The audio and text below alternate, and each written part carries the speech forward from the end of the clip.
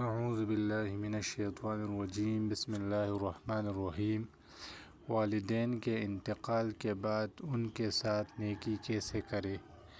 صحابی بیان کرتے ہیں اسی اثناء میں کہ ہم رسول کریم صلی اللہ علیہ وآلہ وسلم کی خدمت میں حاضر تھے کہ اتنے میں بنو سلمہ قبیلے کا نام سے ایک آدمی آپ کی خدمت میں حاضر ہوا اور اس نے عرض کیا، اللہ کے رسول، کیا والدین کے ساتھ حسن سلوک کی کوئی ایسی صورت ہے جس کے ذریعے میں ان کی وفات کے بعد ان سے حسن سلوک کر سکوں؟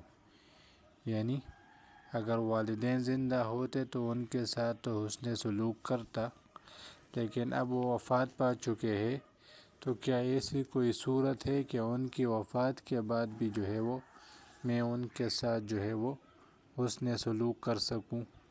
یہ سوال ہے۔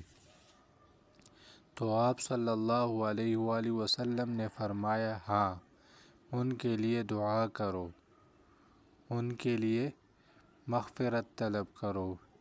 یہ ہم جو فاتحہ کرتے ہیں یہی چیز ہے نا، اور یہ نماز جنازہ اللہم اغفر لحینا ومیتنا وشاہدنا وغائبنا، ٹھیک ہے، یہ مغفرت کی دعا کرتے ہیں، تو وہ بھی یہی چیز ہے۔ اور اگر انہوں نے کوئی وعدہ کیا ہے اور موت آ گئی اور وہ وعدہ پورا نہیں ہوا تو وہ پورا کرو، کیونکہ وعدہ اس کے ذمہ تھا، ان العہد کان مسئولا۔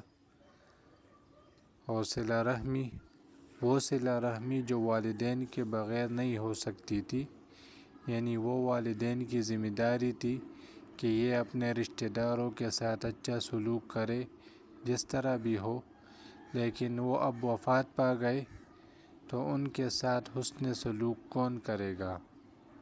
تو وہ حسن سلوک وہ تم کرو۔ یعنی والدین جب زندہ تھے تو ان کے کچھ رشتہ دار تھے تو یہ ان کے ساتھ صلہ رحمی کرتے تھے۔ اب جب یہ وفات پا گئے تو کیا وہ محروم رہ گئے؟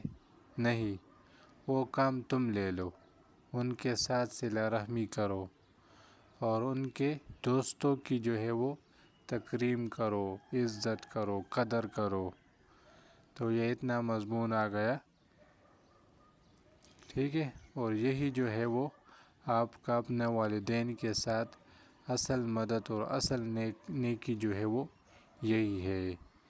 بابا بھی جاری ہے۔ اللہ کریم ہم سب کو قرآن و حدیث پر عمل کرنے کی توفیق عطا فرمائے۔ وآخر دعوانا ان الحمد للہ رب العالمین۔